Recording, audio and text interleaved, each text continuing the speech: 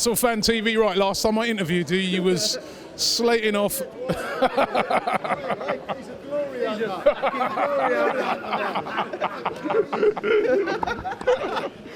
Listen, as I said last time I interviewed you, you was bemoaning Giroud. Right, Podolski was playing up front today. What did you think? We haven't got anyone, have we? Really? I mean, I thought he was awful today, but what is Sagna doing though? What is Bacary Sagna doing? It seemed to me, I mean, everybody I thought played well apart from him, and it was no sort of It looks like he doesn't want to be here anymore. Now, if he doesn't want to be in there, let Jenkinson play. You know what I mean? We want commitment. You know, there was one time he let the ball go out. Yeah. He wasn't bothered, he just let it go. It's so sloppy defending. And I told you about the sloppy defending the other day. We got away with it. We didn't get away with it today. But a good point? No, not really, because we need to win every game. But because if you look at tough game though, you're playing Man United, tough game. If you look at the running, I can see, apart from the Chelsea game, Spurs have got 3 wins there.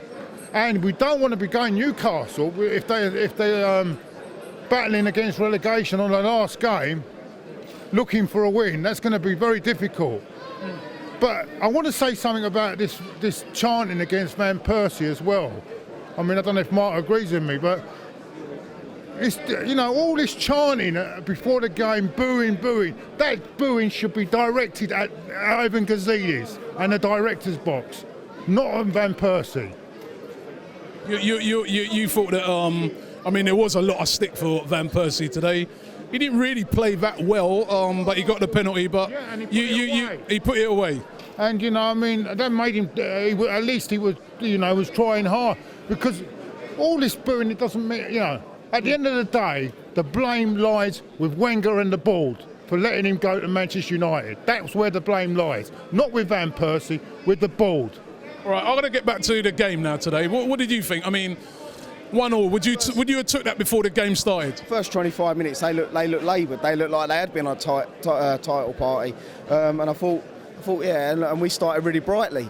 But then once they got into their stride, and the thing was, when they started to open us up at the end of that first half, we should have consolidated a little bit, just sat back, regrouped, sat there. Someone should have been helping Sagna, because Sagna was struggling. Out there, he was struggling.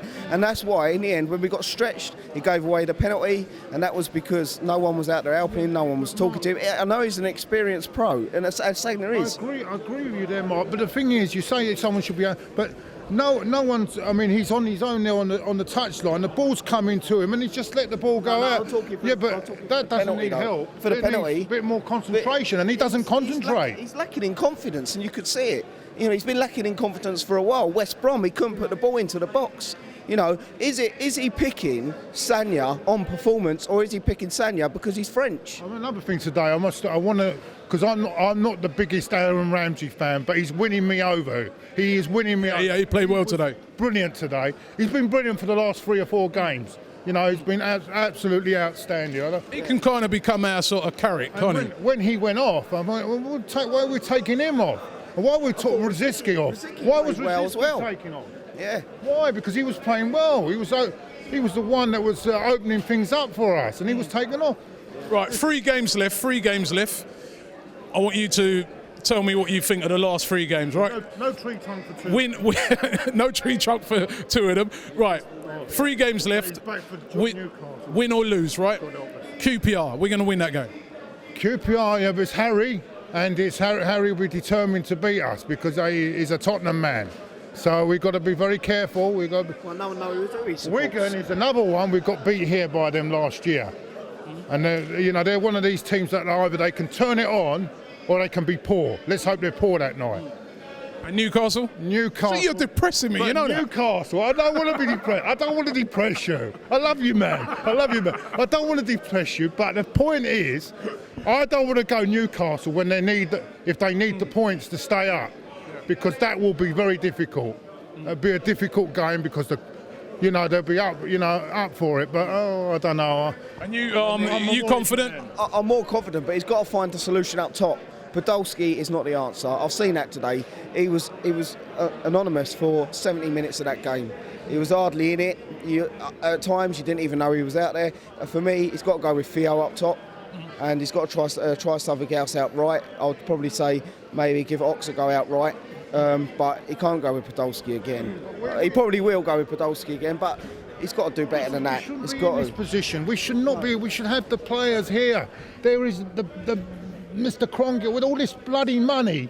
We shouldn't be in this situation. You know, look at that. Look, I've got loads of these, mate. Look. I got them in my cab this morning. Look, I got them in my cab this morning. Look. Okay, 30 quid pack change. Look what they got. Look what I got this morning in my cab. And I gave £30 change. What a mug! Oh, you guys, I could talk to you all day. Listen, we'll catch up with you at QPR, all right?